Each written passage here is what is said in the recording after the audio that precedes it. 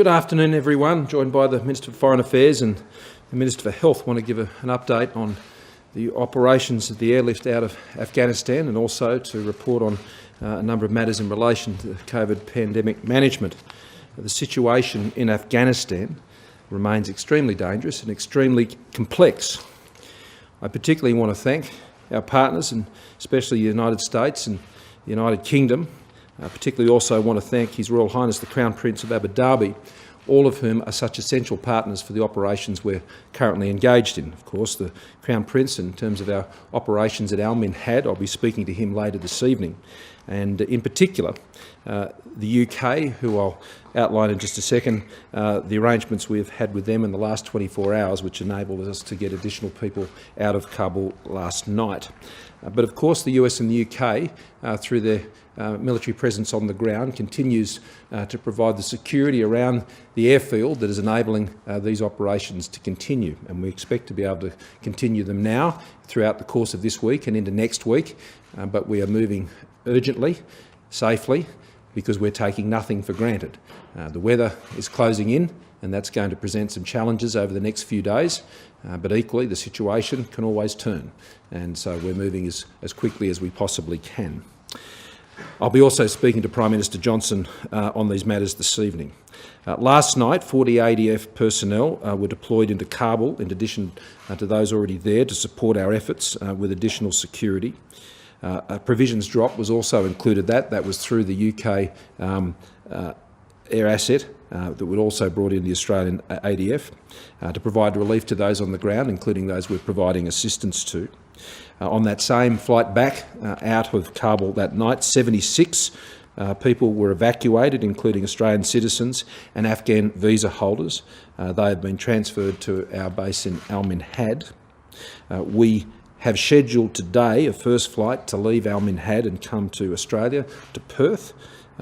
It has not left yet, but we anticipate that it should leave in the course of the next few hours, and it'll find its way to Australia. And I want to thank the arrangements we have with the WA government to provide for those quarantine facilities over and above the cap. People are also receiving medical treatment in Dubai. As you can imagine, people who we're taking out of Kabul, taking out of a very dangerous set of circumstances, and we're making sure that any injuries they have are being attended to. But you can also imagine there's quite a bit of trauma and they're in a highly anxious state, and I want to thank all of the people we have on the ground there in Al Minhad who are receiving them and preparing them and getting them ready for their onward flight to Australia. We have 3 additional aircraft now that have been relocated. We also have, which includes the KC-30, the air-to-air refueler, which has already been involved in operations supporting the airlift for other allies and partners. Crews are also in place for those 3 additional aircraft, and that their access to the Kabul airstrip at HKIA will be very dependent on slot management as well as the weather. Now, I need to stress that the apron that you have there cannot take too many planes at any one time, and so slots are being allotted for to get on the ground and to unload and upload and get out. And there are many countries who are involved in these operations, and so the windows are very narrow, and we have to take the slots when we're there and move when we're able to do that. And I want to thank the ADF for the way that they're moving swiftly to achieve that outcome. Now, on the other matter, of course, on COVID. Today, Australia has hit some important goals. 16 million vaccines now distributed, administered right across the country, over 16 million. That's 215 every minute is now being distributed. 309,000 in just one day. 215 each and every minute. These are extraordinary marks that the National Vaccination Program is now achieving. 1 in 2 eligible Australians have now had their first dose. 1 in 2. There are more people who are eligible who've had their vaccine than have not had their vaccine in Australia today. That is a major turning point. That is a major beachhead that has been gained in the National Vaccination Program to see this realised. Just going through some of the state figures that relate to that, I want to note The ACT is leading the country overall and is ahead of the national average on the first doses, with 56.4% of the population with one dose and 2% with two doses. Tassie, while leading on the two-dose score, is also doing very well, with 54% with one vaccination. The Northern Territory is going strong, with almost 1 in every 2 Territorians with one dose. Victoria is right on the cusp of having more Victorians vaccinated than not, 49.3% in Victoria. In South Australia, more than 17,000 were vaccinated yesterday, closing on that 50% mark. Queensland and Western Australia still have some ground to make up on the national average, and we want to continue to encourage them through their national vaccination program and the efforts that are being undertaken. In New South Wales, the daily rates in New South Wales, which I want to stress are predominantly being done through the GPs and the pharmacies, almost at a rate, Greg, of 2 to 1. That's where the doses are being administered. The state vaccine hubs, they're doing a great job. But the lion's share of what's being done in New South Wales is actually being done through the GPs and pharmacies, and that's very important. And overall in New South Wales, 2 in every 5 jabs yesterday were delivered in New South Wales, and that's more than 132,000. And we are seeing those queues of young people, those vaccines, the Pfizer vaccines, we're able to get from Poland. They're there now, and they're rolling out across those state hubs. There's 117,000 arriving at Kudos Bank Arena, 98,000 at the Southwestern Sydney Vaccination Centre, 54,000 at Sydney Olympic Park, 28,000 to RPA, and hundreds of thousands more in coming days. And so we've seen those scenes today of younger people turning up for those, and that's very welcome news, and we thank people for responding to that call, and I'll be able to reassure the Polish Prime Minister that assistance is being taken up very, very readily. And so thank you to everybody who's been doing that. I also want to note the National Security Committee is meeting every day and dealing with both of these issues, as we have for some time now. We agreed today, and the Cabinet also met today, to affirm that we will be moving to opening up 16 to 39-year-olds for the balance of the program. We intend for that to commence on the 30th of August. Now, I want to stress, do not make a booking yet. We will advise when bookings can be made. It's not today, not today.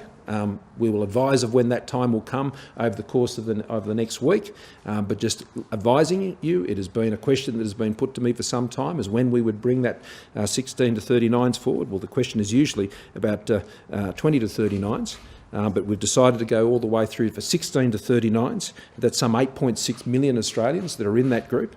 1.2 million between the ages of 16 and 18, I understand, and between 19 and 39,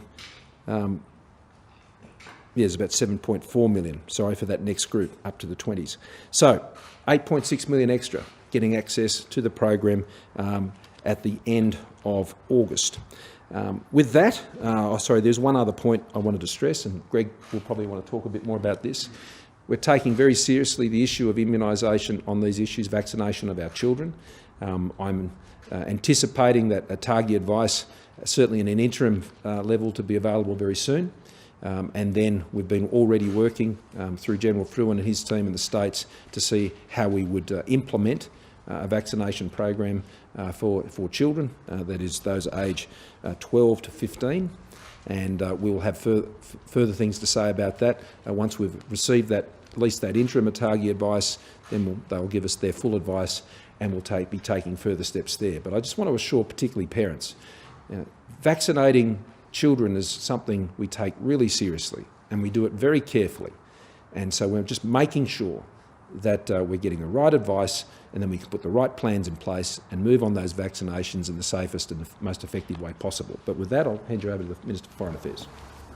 Thanks very much, Prime Minister, and As the Prime Minister has said, the situation in Afghanistan certainly remains very fluid and very complex and challenging in terms of the work that we are doing with partners. I want to thank the officials from the Department of Foreign Affairs and Trade, from the Department of Defence and the ADF and the Department of Home Affairs and the Australian Border Force for their ongoing efforts. We are working very hard together to support the operations of the Australian activities. I also want to join with the Prime Minister in acknowledging and thanking the United Kingdom for their assistance overnight. There is a lot of work being done where countries can help each other to make sure that we are able to do that. We absolutely know there are continuing significant issues ongoing with access to Hamid Karzai International Airport, and we have seen the reports of those. Overnight, officials from partner countries have met and are working hard together on the ground, particularly led by the United States, to address this, and DFAT Secretary Catherine Campbell participated in that meeting. Ensuring the security of the airport is our priority, and I particularly thank the United States for their effort in that regard. We're also working with other countries now to share lists of potential passengers and to coordinate our information and rescue efforts as we're able to. That is important because of the multiplicity of entry points, the multiplicity of locations across the airport where potential passengers are being dealt with. We're working with our counterparts to ensure that we have a staging area, a designated space at Hamid Karzai International Airport for our Australian citizens and visa holders, and as Prime Minister said, also transporting supplies to support that. There are some who will be waiting for periods of time, not long periods of time. It's not possible to do that, but we want to make sure that we can make them as comfortable as possible. We are continuing to contact those Australians and visa holders and to support them where we are able to get through those checkpoints and into the airport. That is very much a piece of work that we must be doing with partners, particularly the United States, in terms of the security aspects of those movements. We have been concerned by reports that the anti-Taliban protests in some cities have been met by force, and including the fact that there have been deaths amongst peaceful demonstrators in Jalalabad, and Taliban troops reported to have used gunfire and violence to attempt to control crowds around the airport. So suffice to say that this is still, as I said, a very complex and very challenging environment in which to work, and our officials are doing an extraordinary job in their support to Australians and their coordination with other partners. The other thing, Prime Minister, I wanted to update on briefly is to confirm the DFAT facilitated flight arrived from Denpasar to Darwin last night with 186 passengers on board. Today, our fifth facilitated flight from Johannesburg also landed in Darwin with 172 passengers.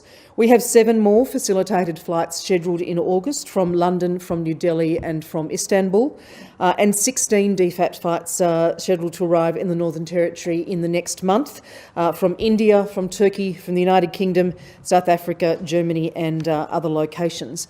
Thus far, during the pandemic, we've facilitated 164 flights on which over 24,500 Australians have returned.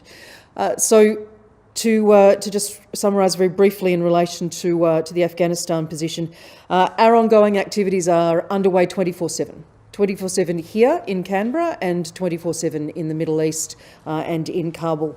I want to thank again all those officials. It is a very challenging task, but we are making good progress working with partners and staying in touch with our Australian citizens and with visa holders.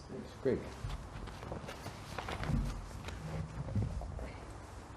Thanks, PM. Thanks, Maurice.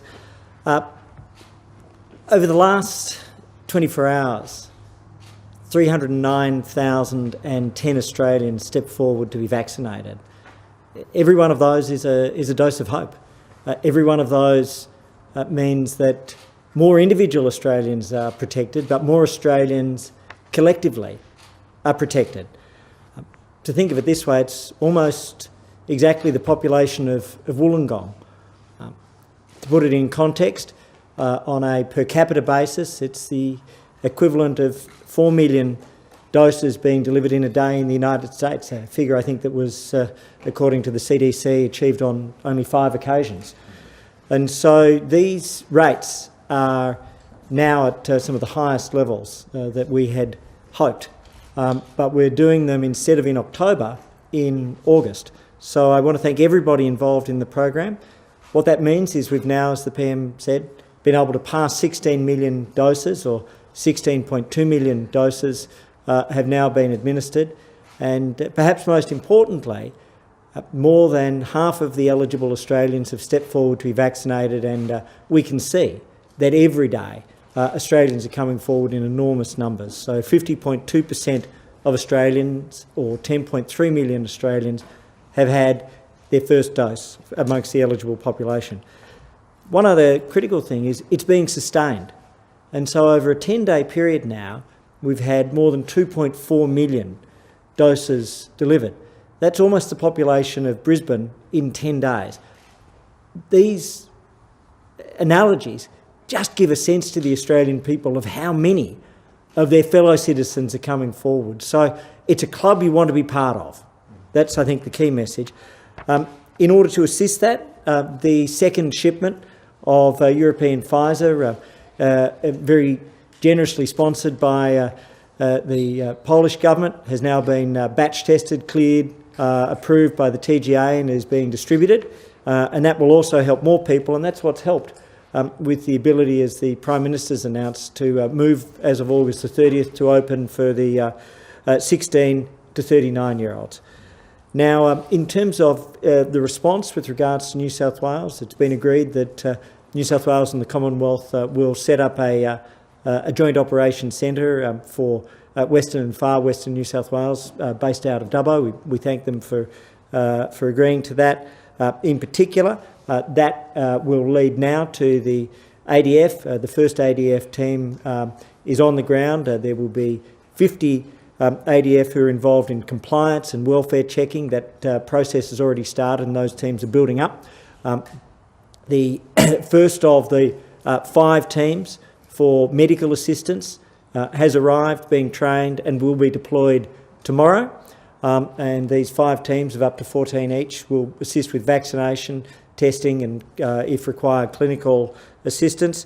And the first of the AUSMAT teams is due to commence operations tomorrow, and there will be 5 teams in all. So these things are very important. There are 118 Commonwealth clinics through GPs, pharmacies, Aboriginal community-controlled health organisations, and Commonwealth vaccination clinics across Western and Far Western New South Wales. And we're currently going through 29 Royal Flying Doctor Service visits to different communities from the 12th of August to the 31st of August in Western and Far Western New South Wales. So important numbers that actually represent individuals who are being protected. Prime Minister, can I ask about... Just before I take questions, one other point I should have mentioned. Just before coming to this press conference, I joined Minister Hawke and Assistant Minister Wood and Paris Aristotle in a hookup with Afghan community leaders, talking through the issues which we raised yesterday, the additional, the 3,000 places that we're making available this year in the program for Afghan nationals to come to Australia as part of the humanitarian program. We see that as a floor, not as a ceiling, and so we believe we can achieve more than 3. And if the overall program has to be expanded to accommodate additional, then it will be.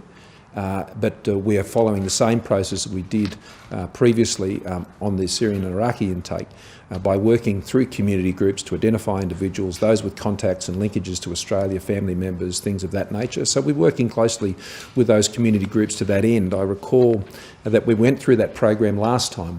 We did 3,000 in the first year of that larger intake that ended up happening. And so the fact that we've committed to those 3,000 this year is commensurate with that level.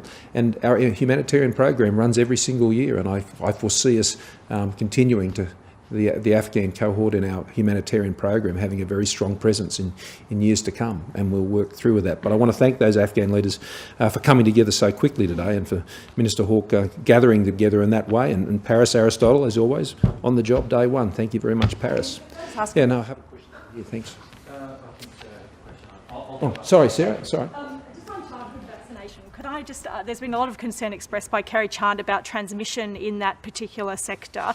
It's 150 childcare centres closed nationally as a result of COVID. Could I just ask, what is the plan for vaccinating children younger than 16? How does that process work? Will that happen before adults get boosters next year? And the second part of that, I guess, is vaccine mandates in the sector. Is that something that you would support given the rate of transmission that we're seeing for childcare workers? Yes. Add to this.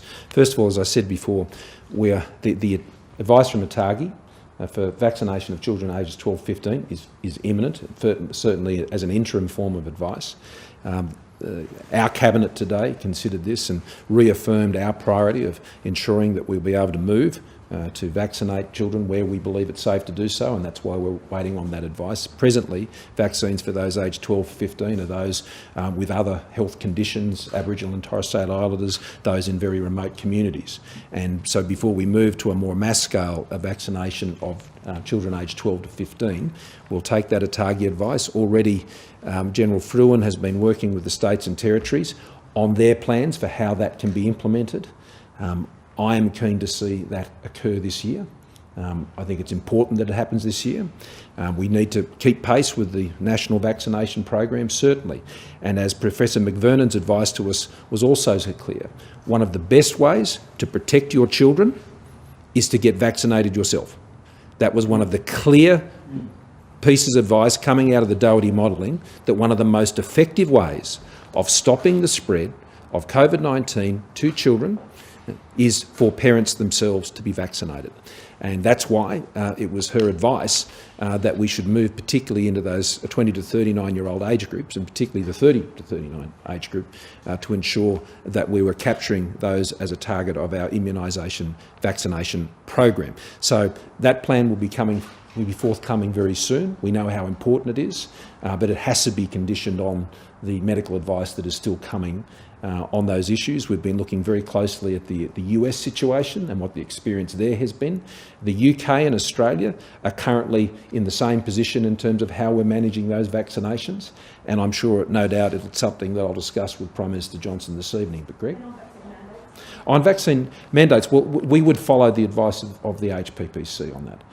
They are the ones who, when we put these questions to them, they consider them. They've only recommended mandatory vaccinations in two areas, and that is for aged care workers and for those working in quarantine. They have not recommended, the medical advice has not been to recommend or mandate vaccinations in other sectors on public health grounds.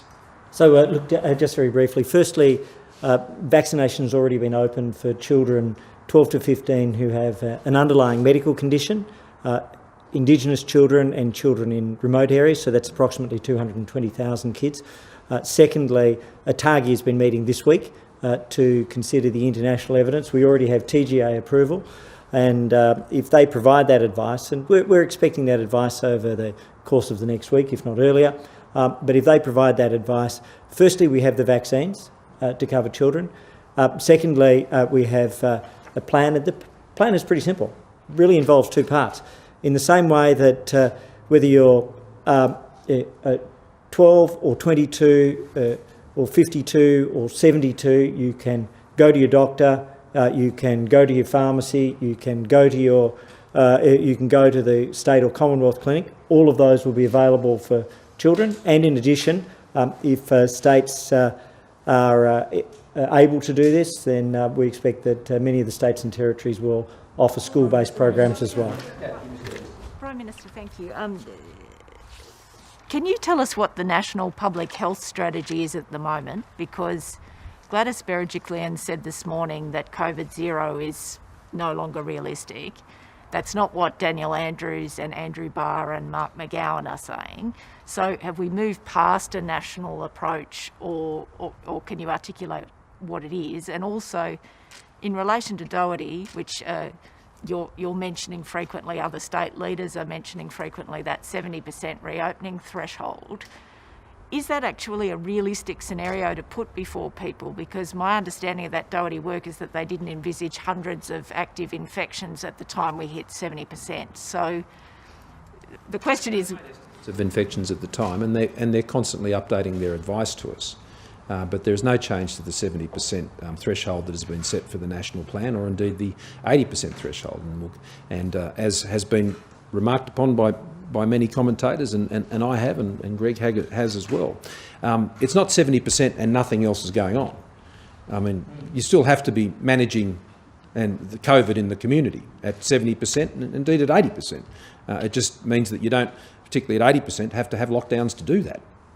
There are other ways of managing things at that level, which means that you don't have to have those lockdowns, because they're terribly impactful on the community, people's mental health, and obviously on the economy. We welcome those unemployment figures today, but we're looking to next month and next month's figures, and obviously that will reflect more of the lockdowns that we've seen. But what I am pleased about is that the COVID disaster payments, which are now at over $3 billion, has been paid out to some 1.5 million Australians. They're proving to be very effective, very, very effective. And so they will continue to support people through the lockdowns. Now, when it comes to the issue of COVID zero, I think often people are referring to different things, and either how they're hearing it or how even perhaps it's being spoken of. COVID zero, i.e. there is no COVID in Australia. There's no COVID in quarantine, there's no cases in isolation, there's just zero COVID in Australia. That has never been Australia's goal, ever. And I don't believe, and I'm assuming that's not what premiers are referring to when they say COVID zero. What we're seeking to achieve is cases minimised as far as possible, preferably to zero, that are infectious in the community. That's what we'd like to achieve, and we have to act in accordance with that. Now, I think the Premier is being very realistic about what the opportunity to do that now in New South Wales is, given the status of the serious Delta outbreak that we're seeing there, and whether that can be achieved in Victoria with the cases we're seeing now and the extension of lockdown, well, time will tell. But the import of the suppression strategy is you must keep suppressing. You must keep suppressing. The lockdown in Sydney has to work for it to be lifted. It has to work. Suppression cannot be dispensed with for vaccination when you have the vaccination levels we have now. And so that has always been the case. There's no change to it. That is hopefully a very clear and cogent explanation of what it is. Suppress and vaccinate. Drive the cases as low as you possibly can that are infectious in the community, because the stronger we go into phase B at 70%, the better off the whole country is. Yeah.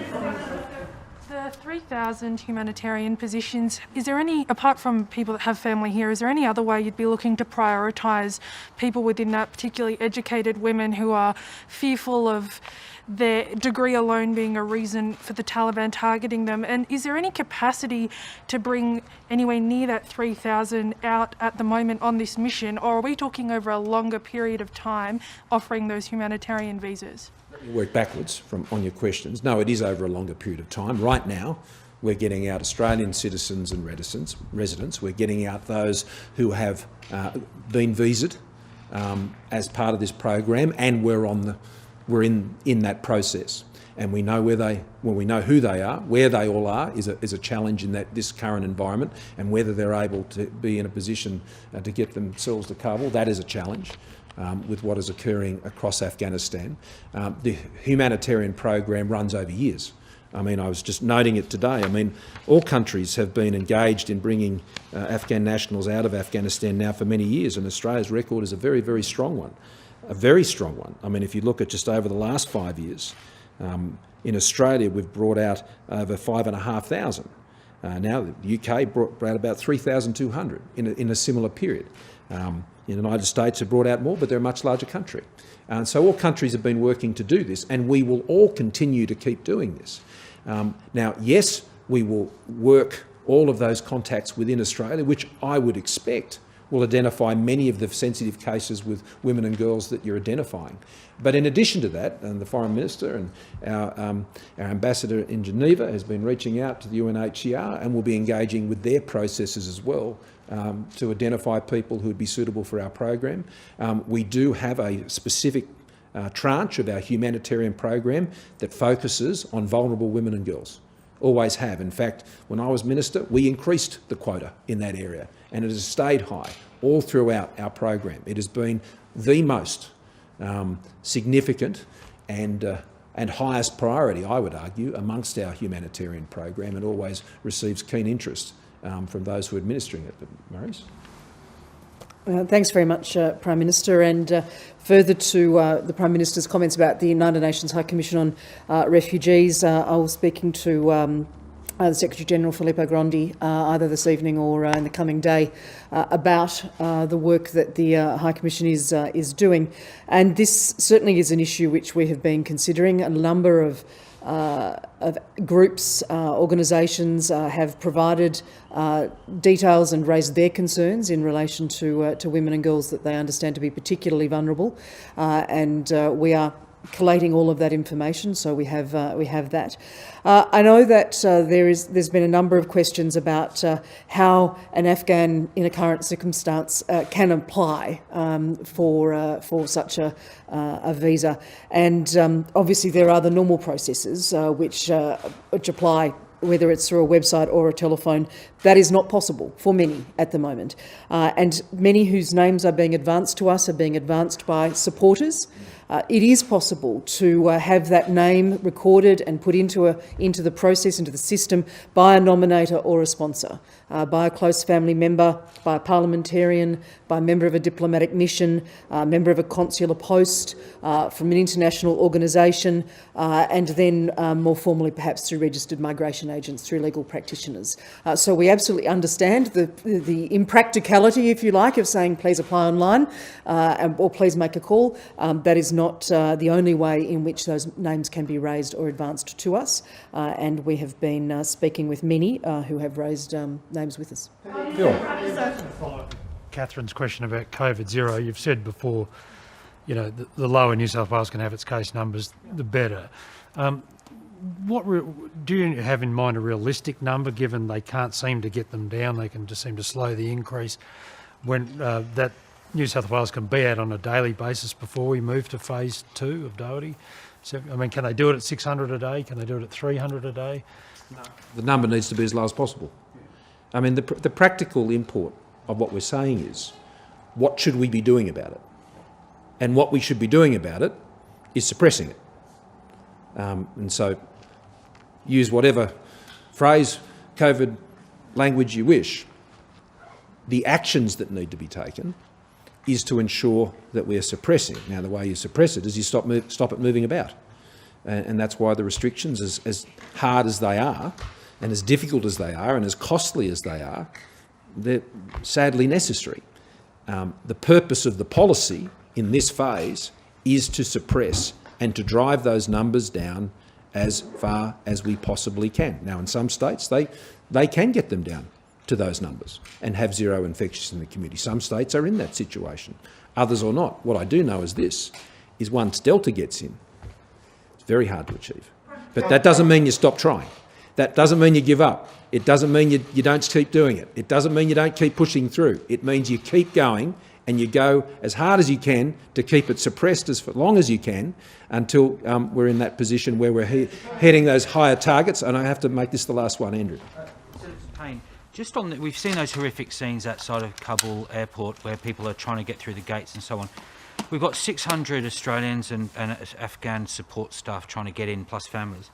How are you getting them in through communication and guarding their entry to the airport? And just on your announcement about vaccines, Prime Minister, is the risk about expanding the use of Pfizer to 16 to 39-year-olds is that you end up seeing a lot of people cancelling their AstraZeneca appointments in the next few weeks? Let me start with that and then Maurice can finish the other one. The best vaccine you can get is the one that is available right now. If you're in Sydney, get vaccinated today, right now. Go out there and do it right now. That is my clear advice, and that's what we want Australians to do. And 309,000 of them did it yesterday, and they're lining up out there right now, and we're getting more and more doses out there. So my advice to people is to keep going. Australia is really getting on top of this on the vaccination program. Today, a big corner turned, I should say. It's been a long day, it's been a long week. A big corner turned because 1 in 2 Australians who are eligible to have that vaccine have had it. You know, we've been working hard to get to that point, and it hasn't been without great difficulty and a lot of obstacles. But there we are today, Australia, all of us there together, and we've got to keep going that extra distance. Maurice. Thanks, PM. Andrew, that goes to what I said in my earlier remarks about the continuing significant issues with access to Hamid Karzai International Airport.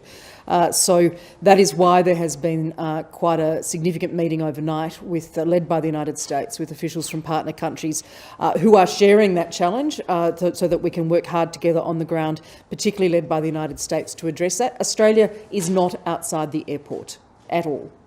So Australia is inside Hamid Karzai International Airport, and any issues around security outside the airport, we are working with partners on those, and particularly led by the US. Thank you very much. Thank you.